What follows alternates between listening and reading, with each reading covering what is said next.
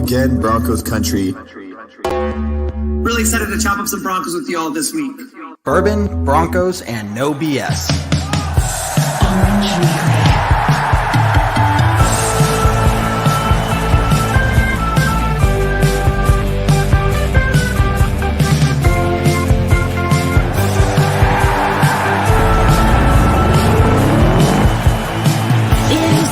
Favorite time of the week. We're not for the Raiders, Chargers, or Chiefs. So grab your brews and your fantasy league. We got that blue and orange blood that you bleed. The most loyal fans there ever could be. We are that mile high Broncos country.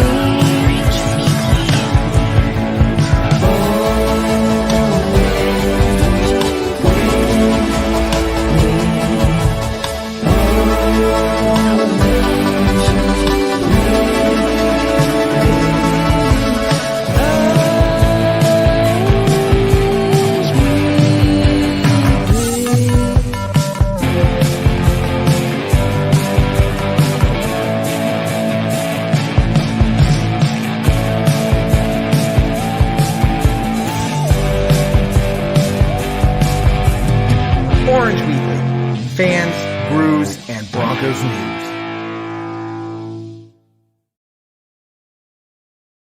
What's up, Broncos country, and welcome to game day after what, of course, after we play a Thursday game, it always, it feels much longer than just 10 days. It's like, I want to see the Broncos again.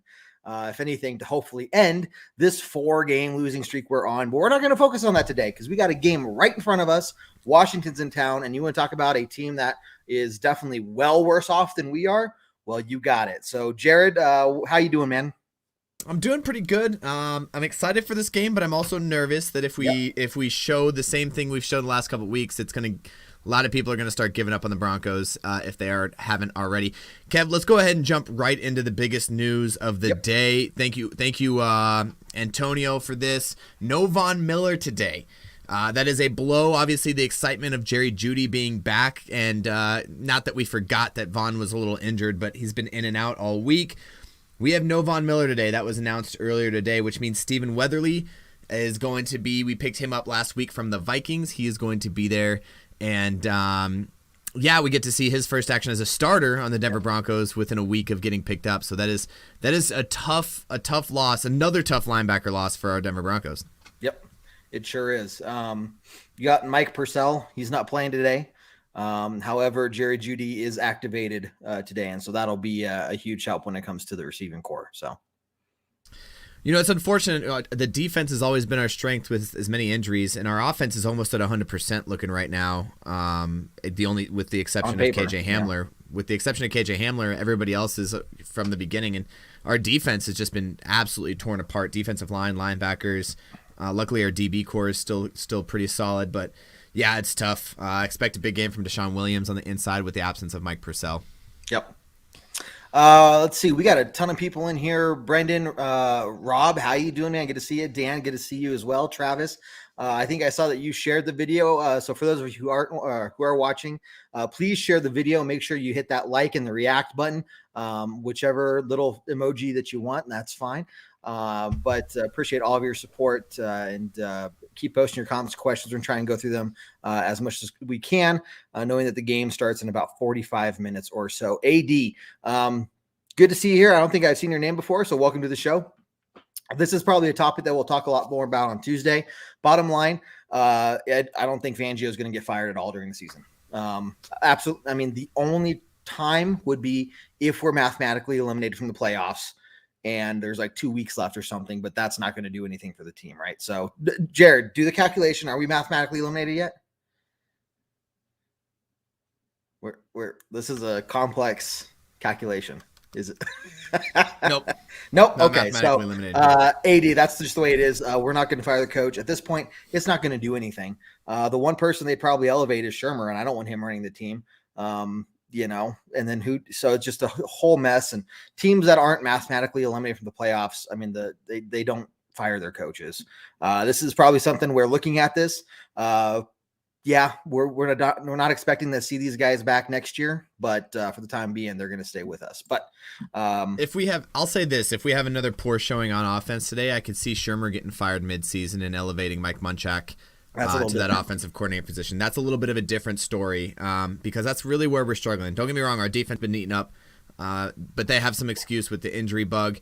Our offense has no excuse, and that's why I brought it up at the beginning of the show. Our offense has no excuse to not be putting up at least 21 points every week, and it's just been such an abysmal showing with the amount of talent that we have. It's unreal. Exactly.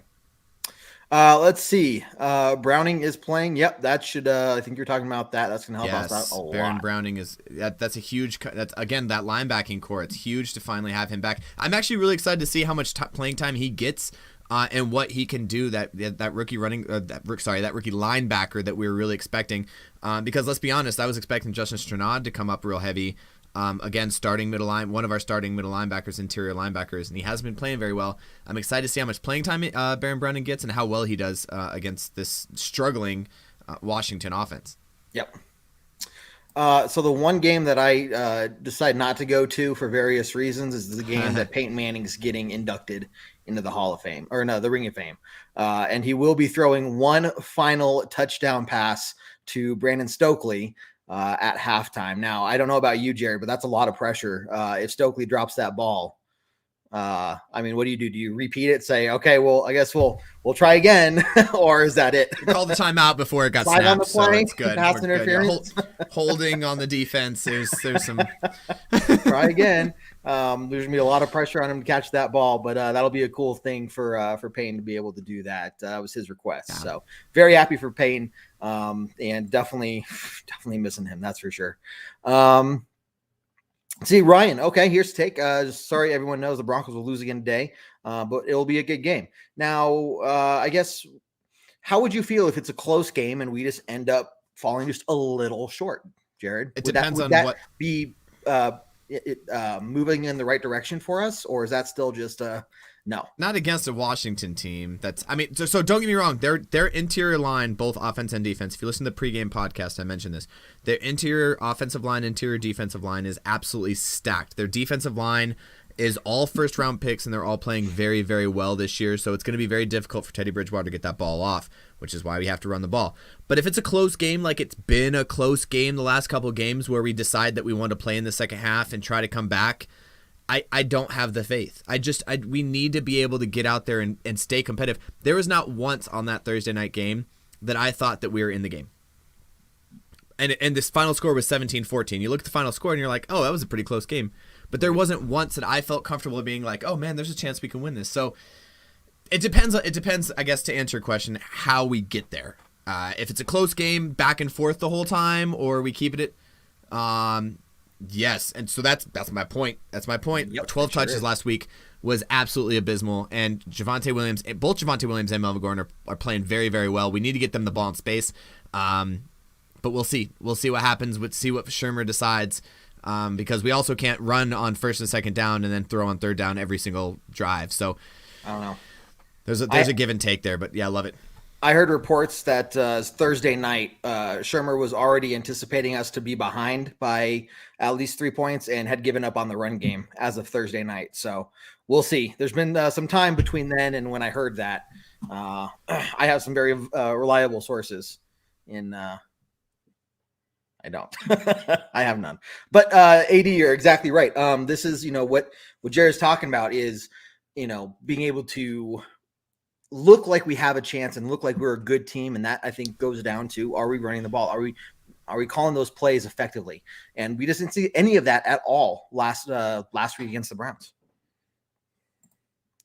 Let's see. Again, lots of trade rumors going on. What do you feel? This isn't necessarily about the game, but I think this is important with the trade deadline coming up. Von Miller heading out the door. I mean, he's the face of the franchise. He always has been the face of the franchise. We have him for a while. I don't think anybody's going to trade for him with his current contract either, which is another thing you have to keep in mind. I don't think the Broncos are even in the world of contract talks or trade talks with Von Miller right now. We just got him to a big deal last year. That we got to keep him. That's the number one. Yep. This will be interesting. I know we're only on week 8, but we're talking about other quarterbacks for the Broncos and what next year will look like. Kind of jumping the gun a little bit there. There's a lot of interesting things in how this team, how they turn it around or don't turn it around for the rest of the season. Second half is going to be pretty interesting in terms of how that's going to play into what we do over the offseason for sure. So yeah, there was Miller, Fuller, and Jackson. Yeah, I think same thing. I don't expect us to make any trades, to be honest with you. Fuller, I can see. I can see Fuller. We're kind of stacked at cornerback right now. He hasn't been playing very hot. He's actually down the depth chart pretty well. We still have Michael Ojemudia.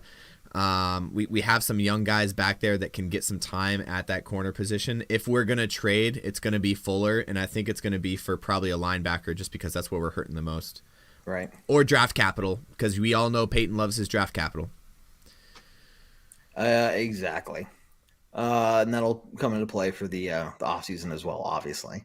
Run the ball, period. More play action. So the run game opens up the play action game. And we just haven't seen any of that, man. So I guess from your point of view, you have coaching experience. I think it's probably maybe it's not as simple as just run the ball more. I mean, what else are you seeing, and maybe a different level with your coaching experience from what Shurmur needs to do? So he gets real caught up in the current situation of the game, where he loses sight of the big picture. So early in the third, he kind of abandons the run game when we're only down by 2 scores, and you have to understand that our run game's kind of where the run game's hard to game plan. I'll tell you this much. The run game's hard to game plan because if you're only getting 1 yard to 2 yards every time you touch the ball, it's hard to keep with that game plan, right? You have to open it up with the pass. And then once you open it up with the pass, if the pass is successful, you have to come back to the run game. And I think that's what he's not doing. We get a couple, we run it once, 1 yard loss or a 2 yard gain or whatever. We pass it, maybe get a first down, maybe third and short. Pass it again or run it again and get the first down. You have to come back to the run, and I think that's something that we're not doing. We're just abandoning the run game because we feel like we're behind. And again, like same thing with it against Cleveland. It was the worst part of that was like we were never really down by enough to be concerned about only being able to pass and the clock management. So that's what I'm seeing. And yeah, I agree. I think we need to come back to the run. We need to be able to establish the run. And if we need to establish the run through the pass, which is, the opposite of what most offensive coordinators want to do, you want to establish the pass through the run, then that's what we do. And we have to get the ball into the hands of our playmakers. Now that Jerry Jeudy's back, I think that opens up a lot in the middle. Noah Fant needs to be targeted a couple more times, I believe. I think that he's being underutilized. And we have Okwebanon back as well, which I think is going to be a big piece to this puzzle on that offensive line side. So it really comes down to if we're going to pass the ball, we need to pass the ball to open up the run, not the other way around, especially against this interior defensive line. It's just like I can't say it enough. These guys are just too good. Chase Young being a rookie phenom that he was last year, and then just Jonathan Allen on the interior defensive line just having a hell of a year. It's going to be very difficult. We have to get to the second level. And to do that, we have to establish the pass to open up the run. But I think we can do it. That's what I think we can with the running backs we have and the fresh legs that we have. We just have to see what happens if it does happen. Yeah.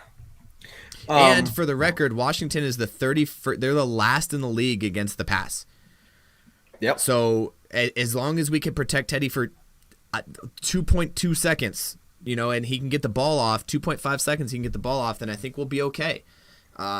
If he can make those throws, if he's 100%. Again, they said they threw him out there last week at 70%, so I don't even know what to believe anymore, whether or not he's fully healthy or not. I mean, we haven't heard any reports or seen any videos of him limping, and I think that'd be a pretty big deal if he was still showing signs of that injury. So hopefully that extra time we've had has helped get him back to that 100%, but that's a whole nother conversation for sure. Now, one thing that we're looking here, you're talking about, moving the ball down the field. Denver is currently ranked overall 27th in the league when it comes to third down conversions. And I know we're pretty low down there too when it comes down to the yardage we have on third down. We're, it's like 3rd and 8 or more, something like that on most. So, I think that's where it comes down to that running game you're talking about. And even if we get 1 or 2 yards, man, we've got to find a way to get that first down. But it sucks to see that, we have these great running backs, but then we still find ourselves consistently in these 3rd and long situations, which result in us being one of the worst teams when it comes down to 3rd down conversions.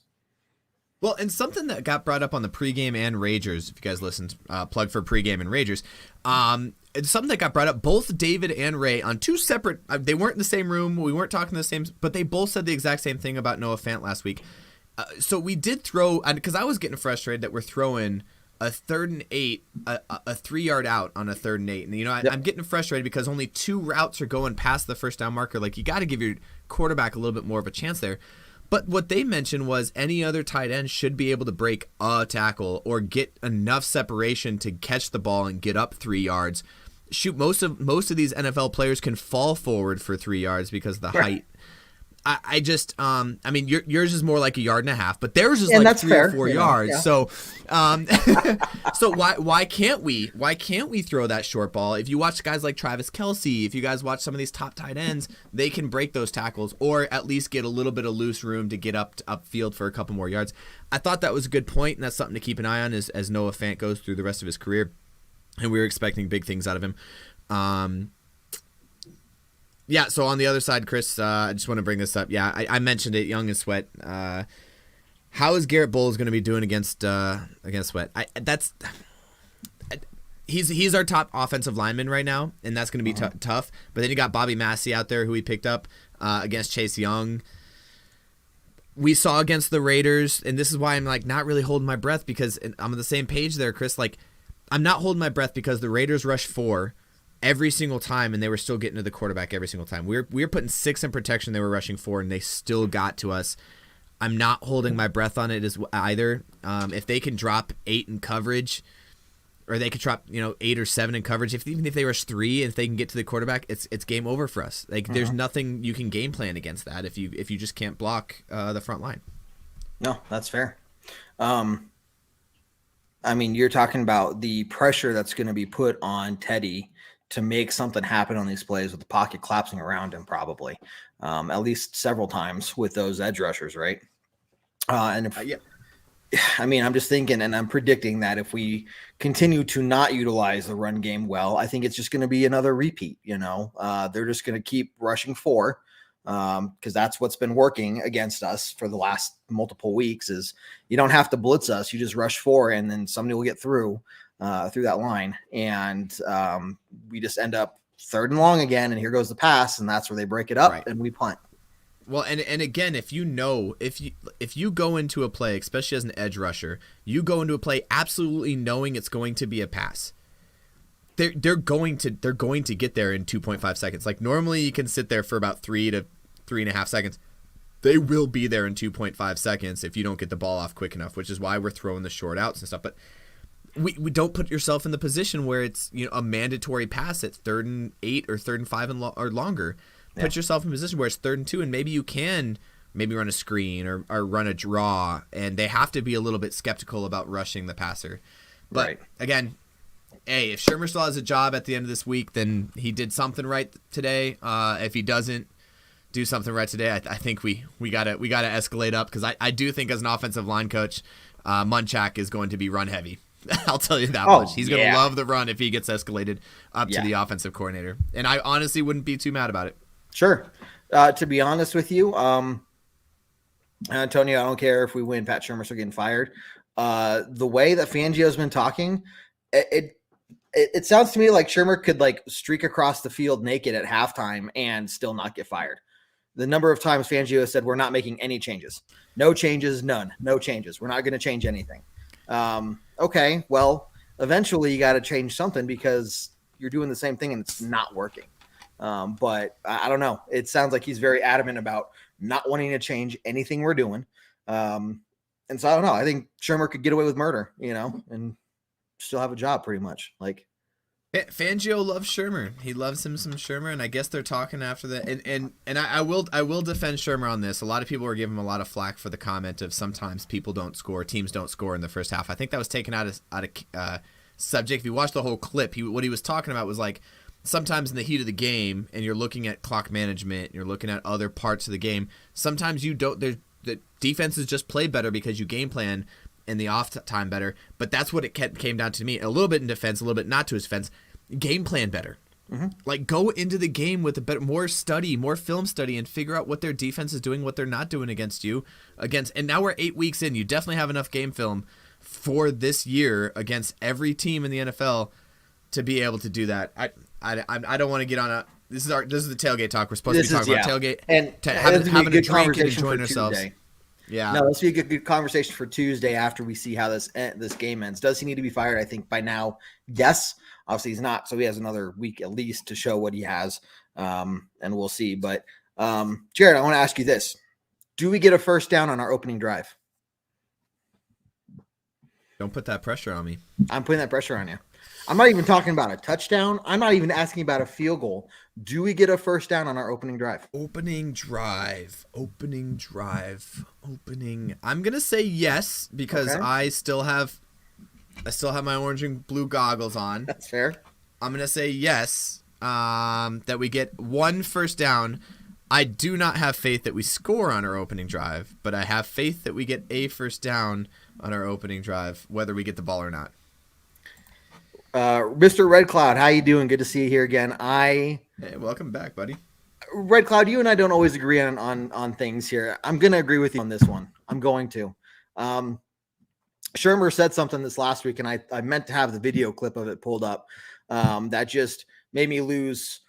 I mean, if I had a shred of trust and belief in him to begin with, but they were talking about being able to score on opening drives. And he said, we've scored on opening drives in games before. Multiple. In his defense, we have scored in multiple games before. It's just not a touchdown. We've scored field goals on opening drives, and most of the time we're settling for field goals. So in his defense, touchdown conversation. A score, a score is technically I agree. On the board. I agree. The conversation they were having from the reporters was the touchdown. Let's go, Chris. Let's go. That's some confidence I want to hear. And if we do, I will eat my words. I will eat my words gladly. Javonte Williams busts out for a 50-yard touchdown on the first drive. I get 3 bets in 1. That's what I'm talking about. Let's go. So the funny thing is, you're thinking that we're going to get a touchdown on the opening drive, and it's going to be via a run. Those two things right there, man. Okay. Got you. Okay. And you know what? I will eat my words. I will.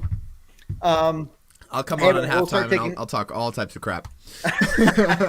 We'll start taking score predictions here in a little bit. Remember, if the Broncos win, knock on wood, if the Broncos win and your score prediction is correct, we will send you some awesome Broncos and Orange Weekly swag. So you just have to post your score prediction here. Take a picture of it. If you're right, let us know. We'll try to keep track, but it'll help us if you send us a message and say, hey, I was right. And we'll send you up some awesome stuff. So make sure you hit that share button for us as well. And we'll start doing score predictions here in a little bit. Jared, I want to ask you this. While we're at it, Kev, let's bring this up. Let's bring this up while we're at it. If you haven't followed Ragers, make sure you're following Ragers because we have some really cool things. And as you guys have noticed here, down in the dang it, I always do it the wrong way.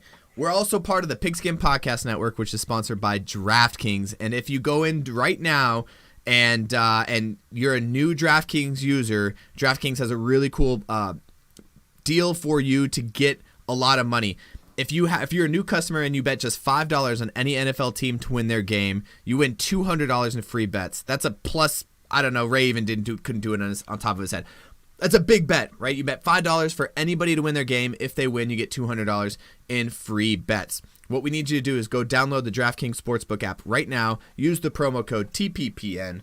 Bet just $5 on any NFL team to win their game, and you win $200 in free bets if they win. You win with promo code TPPN this week at DraftKings Sportsbook, an official sports betting partner of the NFL. You must be 21 years or older, new customers only, minimum $5 deposit and $1 wager required. That $5 wager required. One per customer. Restrictions apply. See DraftKings.com/sportsbook for details. Obviously, if you have a gambling problem, call 1-800-GAMBLER. Awesome. Easy money. Again, TPPN for that code. Let's check them out. Okay. And you can download the app after the show, or if you want to download it now and then come back, we'll be here for a little bit yet. Yeah. Jared, here's what I want to ask you. Kind of flipping the script a little bit here. If you're Washington, what are you looking to do to beat the Broncos? Russ, get pressure on Teddy Bridgewater to make him hesitant to throw the ball. Okay. He turned in a tight check down. The tight check down, the big everybody was talking about when we picked him up. That's what his moniker was. He proved it wrong in the first 3 games, and he kind of turned back into it because he started getting the pressure, and that's what their team is. Tyler Heineke needs to just control the clock, and that's exactly what Cleveland did with Keenum. Control the clock, control the ball, and on defense, just get pressure and get your offense back on the field. That's what they need to do. And on the opposite, we need to stay on the field on offense a lot more than anything else. That's exactly what we need to do. We need to stay on that. We need to get first downs. We need to put together 9-minute, 10-minute drives. I'd take a 5-minute to 7-minute drive at this point, right. Just to keep our offense on the field. And if we could do that, then we probably win this game. It's going to be a low score. I believe this is going to be a low-scoring game, and I'll eat my words if it's not. But there's no way that Tyler Heineke's throwing for 4 touchdowns. I don't think Teddy Bridgewater's throwing for 3. There's no way that this is a high-scoring game. I think this is defensive, and this is going to be kind of a boring game, to be honest. But we need to control the clock. That's what it is. Boring is fine. I mean, if we're controlling clock, you're talking about us having a running game, and Yeah. That's what I think is going to lead us to a win. And so for all those reasons, I mean, you're talking about us having time of possession in our favor. It means we're doing things right across the board. Yeah. As simple as that. I mean, use 3 downs, but just don't put yourself in a 3rd and long. Yeah. I mean, it seems easy from where we're sitting, right? It seems easy to be like, just stop putting us in 3rd and 8s and we'll be fine. But I know their jobs, they get paid to do this, and their job's a lot harder than we think. But I mean, we just need to control the ball for the whole game. Yeah. Okay. I like Anthony. Anthony, I appreciate it. We do need to score first, give momentum. We talked about that first score. If we could score first and put ourselves up in a position to play well, I think we're better off 100%. And then, again, that belief that we're in the game at home is a huge piece. I feel like the last couple of games, we just never really believed that we were in the game. From opening kickoff, it seemed like we just didn't believe we were in the game, and it's just tough to watch. And I agree. I think getting the momentum, scoring first, even if we score first and then they score, that's fine. But at least we're still in the game, and there's still some sort of fight. I want to see that fight in our team that I haven't seen in the last couple of weeks. Yeah, it's the sense of urgency that Von Miller's been talking about, right? That he talked about. I was like, okay, well, why didn't we have a sense of urgency after the Baltimore game or during the Baltimore game? Why are we talking about? Well, we need to have a sense of urgency now. Okay, well, you're right. We need to have it now, but why didn't we have it over the last month? And so it's going to suck with him not being out there. Hopefully he can be on the sideline, getting guys riled up. But you're right. I think going in at home, we dropped the ball literally for a lot of examples during Mike Shanahan's induction to the Ring of Fame last home game. We got Peyton coming to town today. For his induction, and if we can do right by him and win him a football game, I mean, that'd be huge. So for a lot of different reasons, but man, you're right. I think if we can go out there and just show that we can score, that gets some blood flowing. Okay, offense can move the ball. We're not going to go 3 and out. Defense can go do their job. We're okay. Right, and the defense can go do their job knowing that if they can get off the field, then the offense will be able to stay on the field. And I think that's the problem right now is the defense just they're out there, like, they fight their ass off, and then it's a 3 and out, and they're like, man, again? Like, yep. There's a level of trust there on the offensive defensive side. Like, we talk about this all the time, but a team is a team for a reason, right? This is a team game. And you really have to be able to trust, whether you're a defensive player or an offensive player, you have to trust both sides of the ball to be able to do their jobs. And once that does, if the defense can get off the field and trust that the offense is going to go out there and do their thing, you're going to have time to get off, and they're going to be able to keep you in this game. But the second they don't keep you in the game, you're like, well, why am I trying so hard if they're not? And that's a locker room thing. And again, I could go on a whole different podcast for like 12 episodes if I need to about locker room talk and just like the state of the locker room for the Denver Broncos this year. But we'll save that for maybe Tuesday's show. Sounds good. I'll build you a new intro. Another intro, yeah. A new segment video. You guys can check that out. Speaking of Tuesday, I know we've mentioned it. Everyone, make sure that you check us out on Tuesday night, 7 p.m. Mountain Time for Bourbon Broncos No BS. We also have our Monday night show, Orange Weekly After Dark, which starts right after Monday Night Football.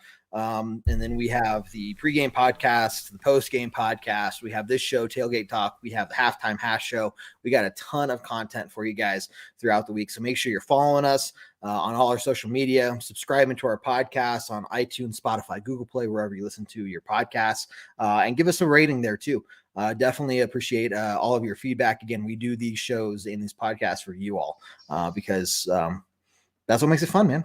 That's what makes it fun. Absolutely. And make sure you join us today for Halftime Hash. I'll be here, and depending on how well we do, I may have had one or two of these. So we're going to have a good time. Or three, depending on how good this first half goes. So I'm super excited to do Halftime Hash. You have to take a shot for every time the Broncos get a touchdown today. How's that? Okay, so I'll be sober. I don't want to. Okay, no, I'm not going to be. Look, that was a bad joke. I don't want to be negative. I'm going to be positive. I'm going to show up and I'm going to be like just passed out. Like, yeah, you just post your comments. All right, that's how it's going to work out. That's funny. No, that was good. Okay, let's talk score predictions. So everybody, go ahead and start posting your score predictions. Again, if you're right, and the Broncos win, you get some freaking awesome Orange Weekly and Broncos swag we will send to you. So as you're posting these, I've already seen a couple earlier. Bring those up. Travis, 34-23 Broncos. I think there was another one as well. That's a high game. Travis, score. 29-19. So I like definitely Broncos thinking, or some fans thinking the Broncos will get up there in the points.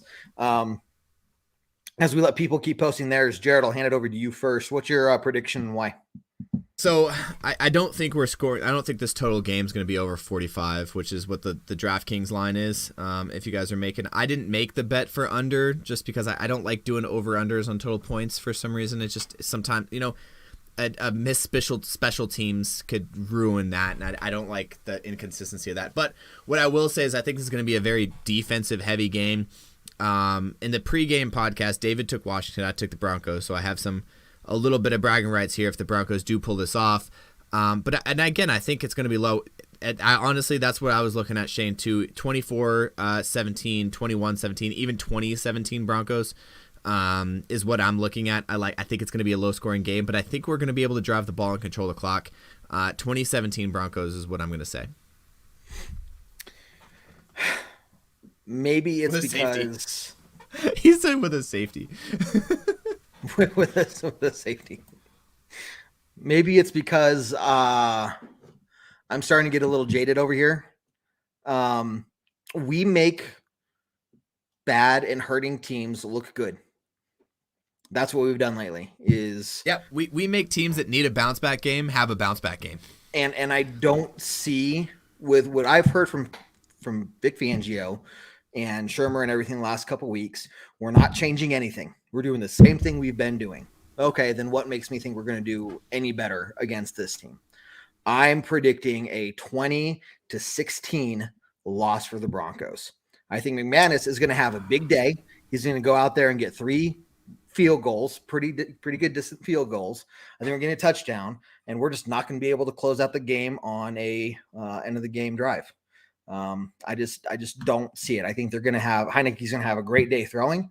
I think we're going to have a ton of 3 and outs. We're going to have, and I'll also say this, if the Broncos, I said it last week in the Tailgate Talk show, and I'm going to say it again this week, if we throw for over 32 times, we're going to lose this game. And last week we had 33 pass attempts, and I think it's going to be the same exact thing this week. So I hate to say it, for someone whose middle name is me wrong, I just don't see it. For someone whose middle name is Go Broncos, it's I hope I'm wrong. I really hope I'm wrong, man. I do. I will cheer them on. I don't know, man. It comes down to the play calling and the coaching. I just don't see it. Yeah, and it's going to be interesting, the offseason talk. I think Tuesday's show, regardless of how this game goes, Tuesday's show is going to be interesting. So make sure you guys watch in, because and we're talking about like, okay, we're 500, but where do we fall, right? In the AFC West, get the fireworks ready. Okay. And then now for Tuesday's show. I was going to do it now. Yeah, I know you were. And then, but if we lose now, I mean, we're talking about the firing squad. People talking about firing squad and trade deadlines. Trade deadlines is a huge piece on a team who's not doing very well. Poor guy, getting traded over to us. Those guys that are getting traded over to us, I kind of feel bad for him. There was a huge debate about how that went down, how the trade went down. Kenny Young, our middle linebacker, he's going to be starting middle linebacker for us, which is going to be interesting to watch. A couple interesting pieces to watch in this game. Yeah, we're a hurting team, Red Cloud. I think that's a good way to put it. We're hurting. We're bad and we're hurting, and it's hard to create that, hey, everybody come to the Broncos, when we haven't had that success since Peyton Manning left. Everyone's like, well, what's the reason to go to the Broncos, right? Right. Trade capital might be tough, but I mean, we'll get into all that later. I'm excited. I think this is a game. I think this is our bounce back game. Okay. I really do. And I think Teddy Bridgewater's, he's no longer 70%. He can make those deep throws. Let's remember that first interception he threw to David Moore was wide open. He just underthrew it because he couldn't step into it because he was limping around on the field at 70%, which is why do you put the guy like, so another piece here. I think somebody asked about Locke Bridgewater. The coaching staff's given up on Locke. Yep. The fact that you put out a 70% Teddy Bridgewater over 100% Locke is showing you that he would rather that the Locke is done in Denver. I think with this coaching staff, there might be, again, there's a lot of things that mix up here. There's a lot of things you can mix up here and put pieces together. But that David Moore touchdown, he had him wide open, just underthrew him. Yep. If you have 100% Locke, I think he makes that throw to Jerry Jeudy. Jerry Jeudy makes that play, and now all of a sudden you're talking about a completely different game. Yeah. So we'll see what happens, right? Sure. We'll see what happens. I will caveat my score prediction with this. If the Broncos go out there and they look like they are a motivated team playing with a sense of urgency, that doesn't necessarily mean like rushing up to the ball every time, like, playing with hey, we need to get going. We're going to, just look like a well-rounded football team. My prediction could change very early in this game. But if we go out there looking flat again, I'm going to stick to it. I just don't think that we're going to turn it around mid-game. Comment on us on the halftime show. Let us know what you think at halftime, all right? Sounds good, man. Okay, we're going to head out here. We're about 15 minutes away from kickoff. Jared, it is good talking to you as always, buddy. Glad you're here. Absolutely. Love it. Thanks, guys, so much. Thanks for all the comments, guys. Keep them up and join us here for halftime. I'll be here at halftime. And then for our Tuesday night show, which is our flagship Bourbon Broncos No BS. Yep. Awesome. Hey, you know what? Even though I am predicting the Broncos to not win, I'm still going to end the show with you on a very strong Go Broncos. Take care, everyone. Do what I like, yeah, do what I like, yeah, do what I like. Sipping goose, if it's right, and I go with the flow, yeah, I go with the flow, yeah, I go with the flow, cause I know I'm the show. In the zone, here I go, in the zone, here I go, in the zone, here I go, yeah, they know I'm a pro.